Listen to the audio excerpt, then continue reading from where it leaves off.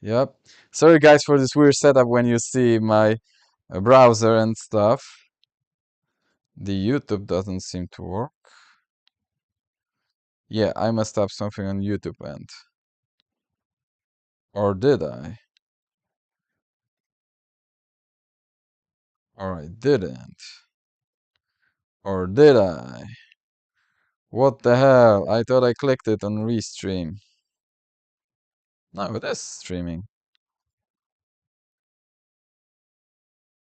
What the hell? So it is or not streaming? Let's see.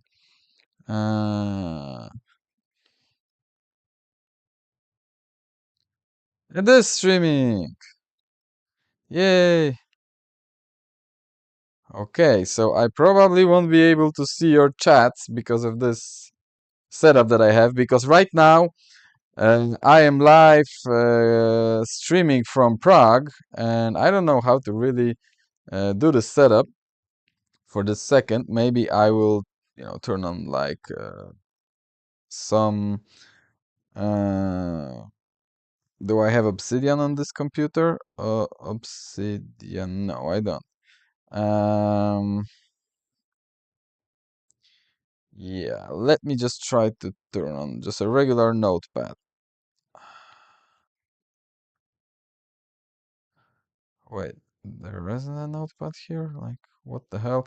Okay, whatever. I will just quickly go here, here. Yeah, so right now, I'm in Prague, Czech Republic, and I am attending Unreal Dev Fest in Prague. I've been to many awesome presentations, lectures. I've been to many private meetings, work related with Epic and stuff, and I had a lot of fun. And to quickly summarize what this channel is about for any newcomer, if there is any, I cannot see it really right now. This channel is about all learning about game development and being real about it, showing the real struggles, real problems, and how to solve them, etc., which happened on the last stream. And for the past two streams, I've been concentrating on Mover plugin. There is a new plugin for moving not only characters but objects in Unreal Engine 5, and that connects to the fact that there is, current movement in Unreal Engine is being driven first of all on characters, and it is being driven by character movement component. There are a lot of issues there. It is battle tested, but there are a lot of issues there, and mover component tries to answer those issues, right? So I was dedicating my last two streams to digging into this stream. I think I will have another stream dedicated to it next week, because what I managed to learn was how it kind of works under the hood, how you can collect inputs to trigger movements, how you can cue your movement, how the simulation actually occurs, how you can break down your own moves. So the things that are still for me to actually do on stream and learn is basically create my own movement. I don't know if this is being seen correctly. Like, let me see. Like, can I make it bigger? Yes, I can. Yeah, so create my own movement with mover plugin, right? And dig deeper into how networking works. And one of my private main aims here at Unreal Dev Fest was to attend to Mover plugin talk and see if I will learn anything new, report it back to you, and maybe ask some questions. And I did manage to ask two questions on the Q&A during the lecture. So if you will be, watching the Mover presentation, at the end you will hear my voice asking about two things, right? Let me quickly check the setup here, like what's going on. Do I have any messages? No, and no. Okay. Yeah. So Uh, those are the topics for the. Let me quickly. I don't know. Uh, for the future. Uh, that's what will happen in the future, right? But right now we'll be talking about Unreal Fest Prague, right? Mm, First of all, City of Prague is awesome. I already been to City of Prague in 2019. I like it here. I really, really like it here. We were able to, sneak in, me and my colleagues, like one walk before, all of the um, all of the lectures happen, right? Presentations and our own meetings, work-related meetings, right? We're able to sneak in like a quick, walk around. Then we came back and attended everything, right? It is really cool. I really recommend everyone to just visit this city. But on Unreal Dev Fest, I had a pleasure to enjoy many lectures. The food was also excellent, provided here in the breaks between lectures. It was really great. Beer was also great. Czech Republic is a country of beer, so of course they served, like Czech beer here, and it was great. We had a couple of private meetings, work related. I cannot really talk about those because this is under NDA protection, and I don't want to have my ass thrown in jail because of fiduciary responsibilities. So I won't be talking about that. But I was able to go, like I said, to the mover plugin presentation, right? And I got notes on many topics. And I want to relay a couple of things to you about, mover plugin that I didn't have a chance to really dig into, but I was presented on presentation with. So right now my knowledge is way bigger. Mm, and tell you what questions I asked and what answers I received, and then you will be able to check them on Epic's account, right? When they will upload the Mover plugin presentation, I'm there at the Q&A session. But couple of other side notes. First of all, Nanite is amazing, but you need to learn how to produce those meshes because because of the way the Nanite works, right? With the virtualized geometry, you need to create meshes in such a way that it is nanite friendly. So the big takeaway is to watch the presentations about the caveats of nanite, which meshes it doesn't like and have troubles with, which meshes it does like and has no problem with. There was a cool talk that I attended about nanite tessellation, and it's not a, you know, just click nanite tessellation and everything and it will work. It's not this type of thing. It is more like, okay, there are certain cases in which nanite tessellation is amazing with, and these are the cases, right? This is what was presentation about. So tessellation is great. I would summarize it as make nanite friendly meshes to, you know, to benefit the most from nanite, right? The other thing is, like I said, with tessellations, there are edge cases perfect for nanite tessellation. Another big takeaway was PCG. Epic, from what I see, is heavily investing into PCG and how you can build things. There's like a biome plugins example that I already went through, not on live stream, but privately before I even had an idea about live streaming any of the development or learning how to develop things, right? And my microphone is somewhere in a weird place, so I don't know if you heard anything. I hope so. Uh, Come on, man, work with me. There you go. So yeah, PCG, there is a heavy investment on the Epic side on things, and There were awesome presentations about how to use it, cases that aren't really covered on YouTube, beyond like a regular couple of mesh spawning scattering. There were cases of PCG assemblies, which basically is let's create a level instance, turn it into PCG point cloud data, and spawn it via PCG graph, right? Additional thing that you can do with it is to tag, sorry for caps lock, tag elements from this PCG cloud and manipulate them, which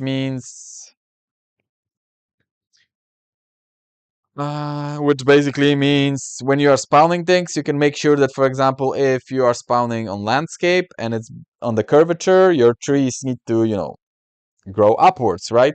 You can tag all your trees in the level instance as, upwards Z tag, right?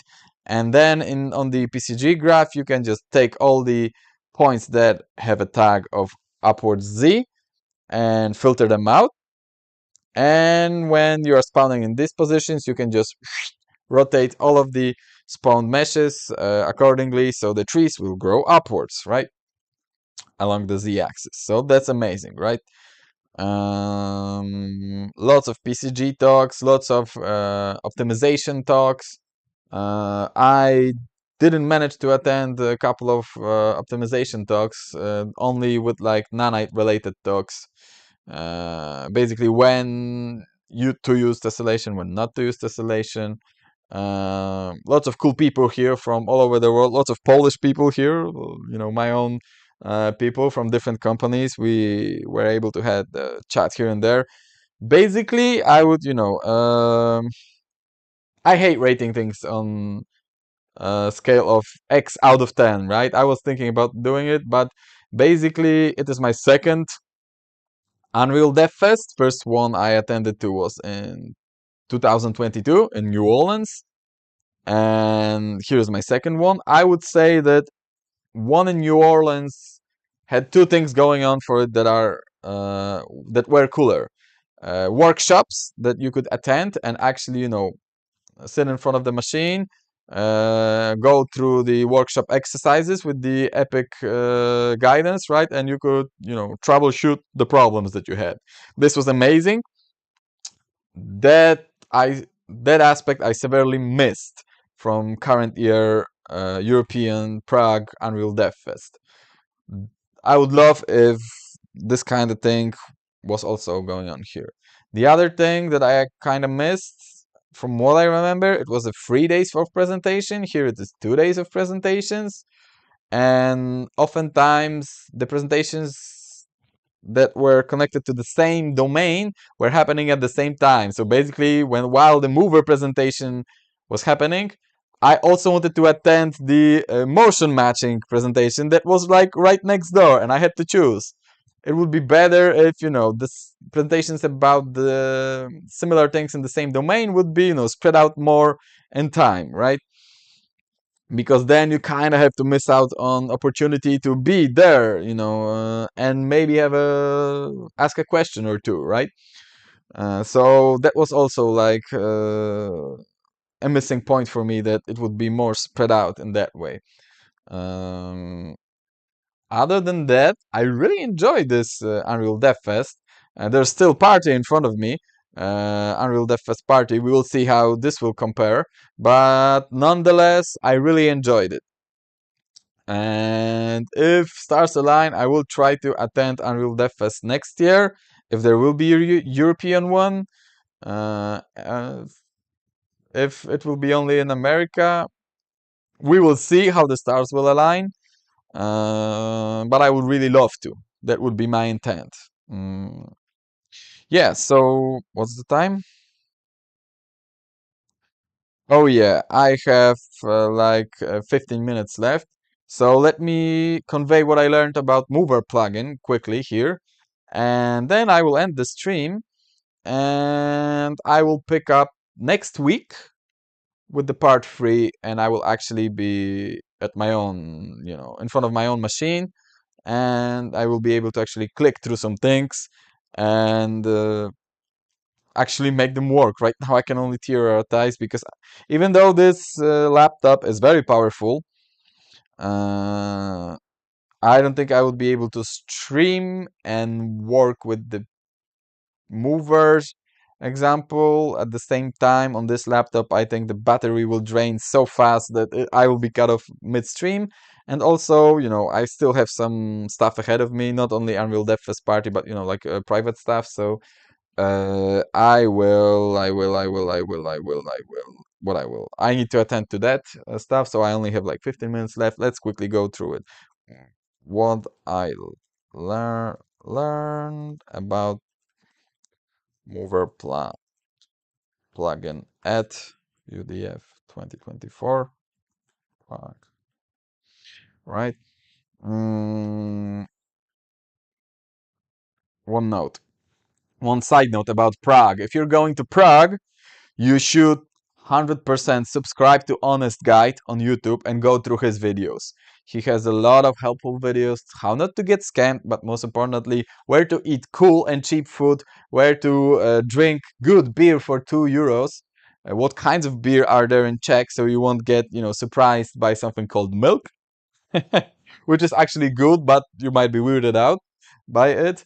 And he provides like, hey, YouTube videos about like, hey, you have 2 hours to see Prague. Here is how you should go about it. You have 4 hours. Here is how you should go about it. So I really recommend Honest Guide on YouTube if you are going to see Prague. We actually used, like his YouTube video how to quickly go around, the most important things while being here, right? So to get back from the side note, I just wanted to make sure that I mentioned that. What I learned, first of all, I wasn't sure on what basis, because I wasn't able to get into this, mover plugin does replicate things and how it predicts things. Well, it uses network prediction plugin, which I was surprised that it is being used because I thought that it was abandoned. It turns out it's not abandoned, it's alive and well, and they are using it to predict stuff, right? It has its caveats from what the guy said, but it produces the predictive results, right? So the chance of desynchronization is less so if you are using it. So that's what they use to build mover plugin, right? Another note that I had is yeah, that it can either work with this or chaos networked physics, right?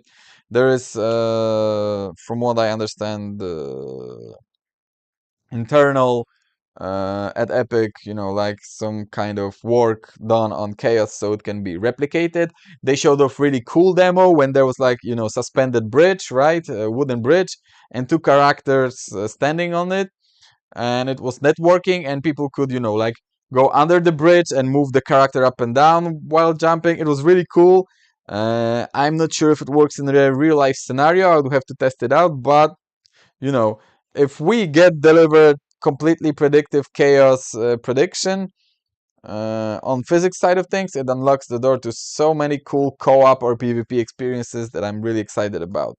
So I'm looking forward into the future. And thanks to the implementation of both of these, they were able to achieve the deterministic simulation with perfect rollback, right?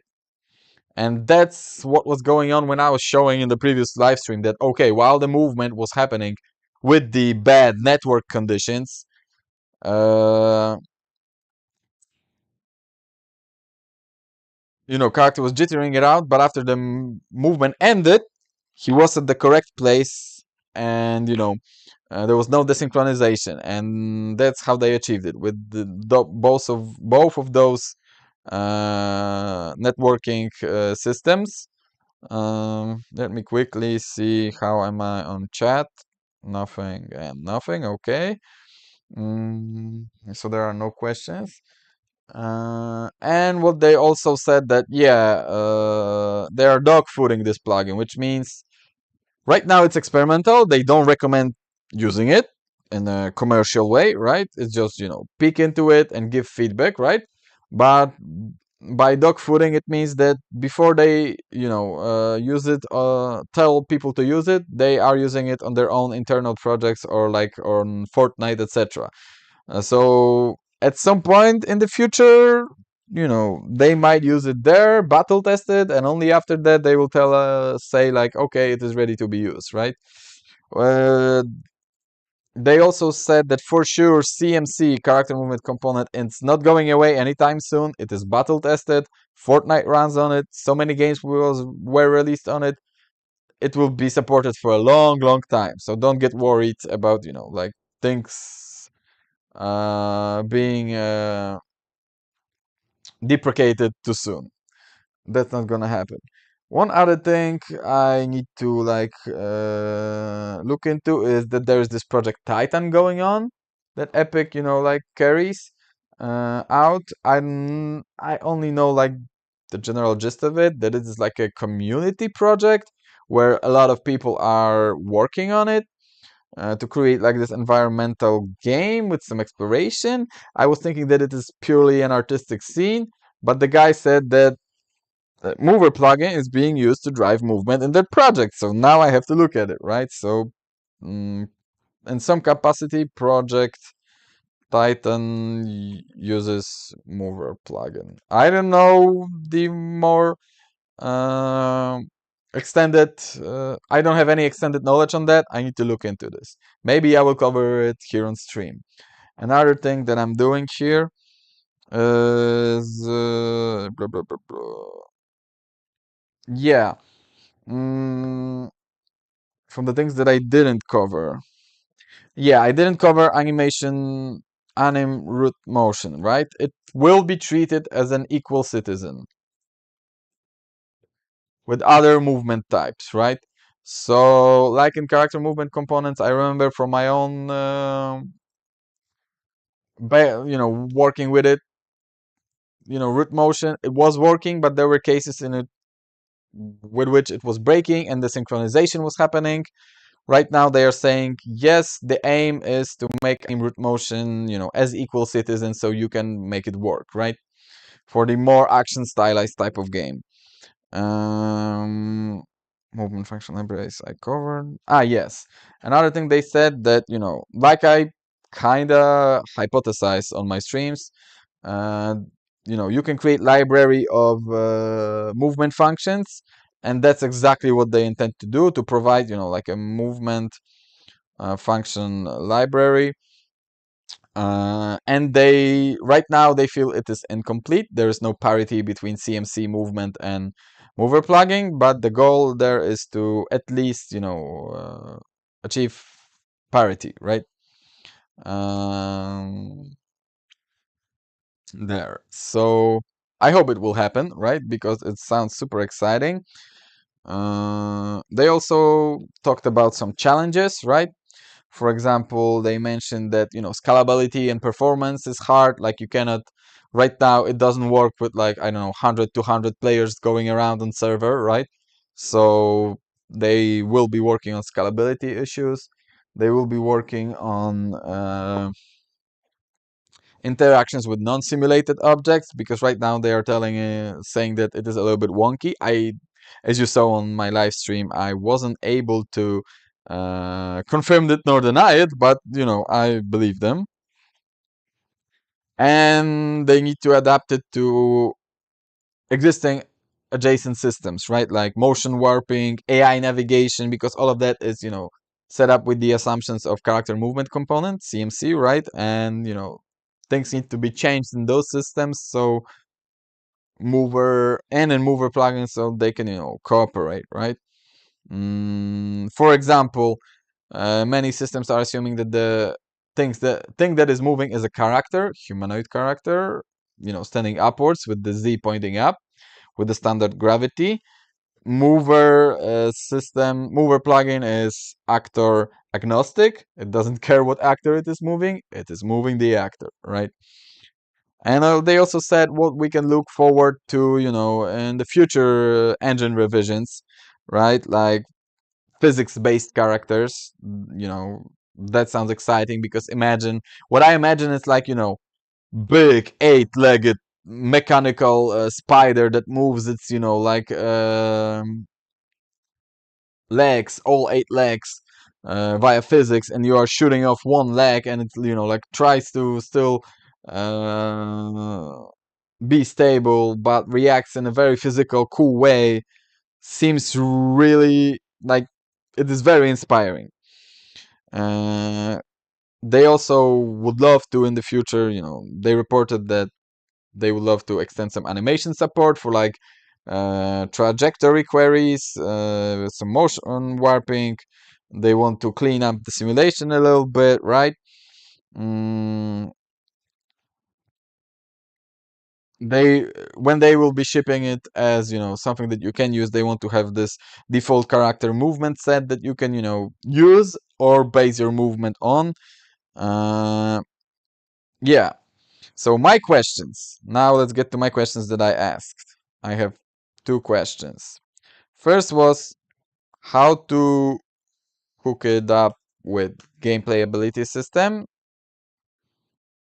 and are they already trying with it, right? And the answer was like there is no current perfect way, right? But the presenter explained to me how he would go about it, right? Which basically means if you know a little bit about gameplay ability system, it is being done via abilities. And to create movement, usually, traditionally, you were creating ability tasks that are happening over the time, and the gameplay ability system was kind of taking over the movement part, right? Which kind of stands in contradiction with the mover, right? So he told me that if I wanted to implement it, I should create like my own ability task that would basically serve as a connection point between client and a server, that while client is trying to perform a movement. uh, Let me roll that back. While the whole graph is happening and evaluated, at some point it hits the node of the mover plugging um, ability task that I could write on my own, right? And the point of it is that, okay, this client hits that, starts to simulate it, sends the data to server telling like, hey, in this ability, I'm switching my movement mode to this. The action will take like this amount of seconds, right? Like, for example, for dashing, right? And these are my parameters. Please do this. And server, hopefully also in that meantime hit that point in the gameplay ability graph, and it's just waiting for client to send this info. When it sends it, it is able to resimulate everything to that point, right? And they can get in sync. Once the move ends, the client ends his movement, the server ends his movement, they are synced, right? And if server waits too long, he just lets go of this actor, right? It's just like, okay, let's just move forward with it, right? The movement didn't really happen because we don't know what happened, why the client isn't sending additional data, right? That's how he basically explained it to me, how he would go about it.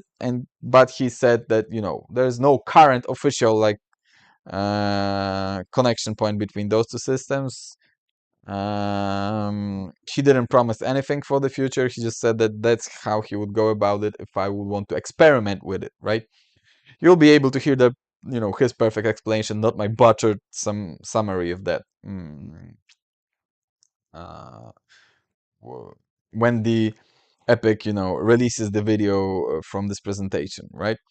The other question that I had is they showed a cool mover working perfectly with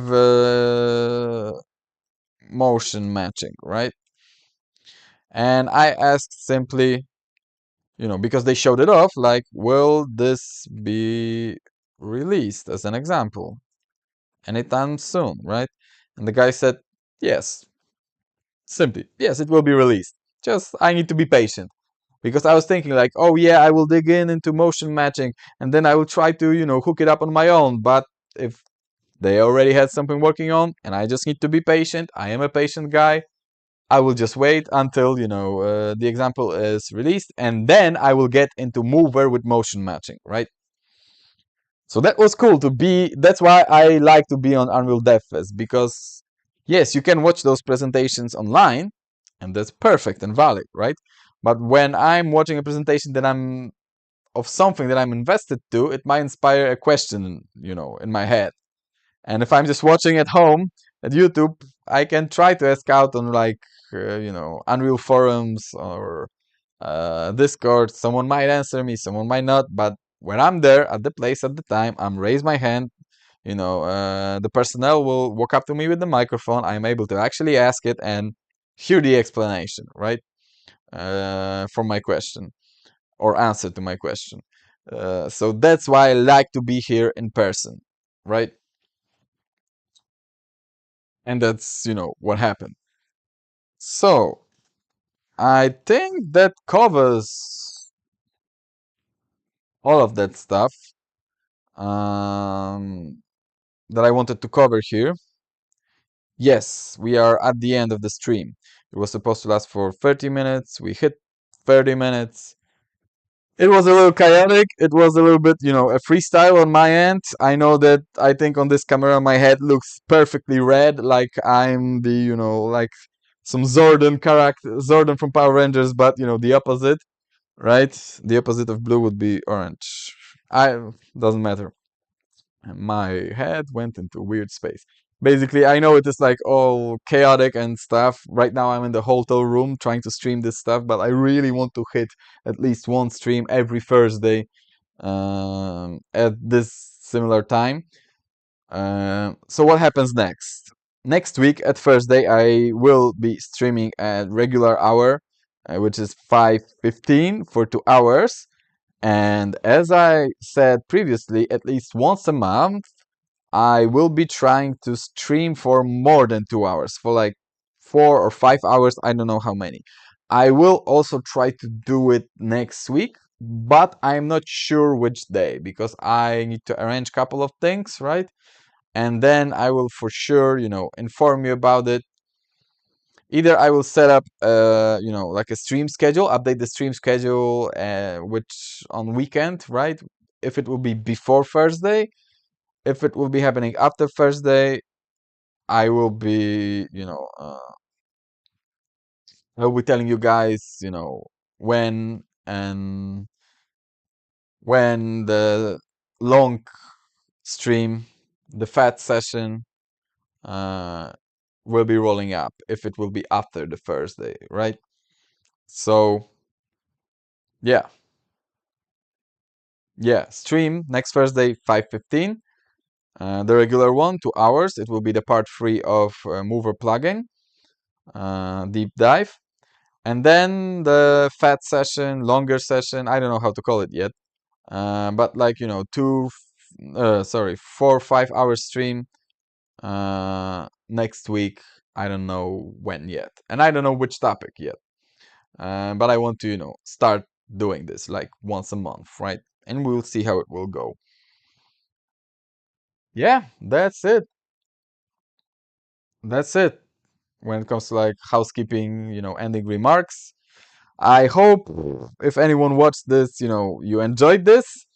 It was chaotic, but it was real as hell. I'm in the hotel room just after the presentations, and I hope to stream next week on Thursday 5:15. I hope you enjoyed this. I hope you will enjoy it going forward, and I really want to wish you guys a cool day. Have a good time. Bye bye, guys.